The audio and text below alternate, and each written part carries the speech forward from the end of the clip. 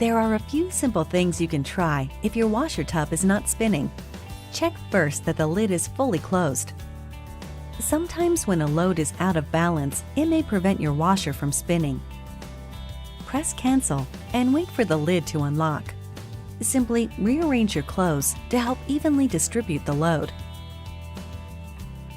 Then, just restart the washer. If it's a smaller load, try adding 1 or 2 similar items, then restart the washer. This will help balance the load. We're here to help. Check out your use and care guide for more information. Visit www.frigidaire.com or call us at 800-374-4432. That should do it. You got this!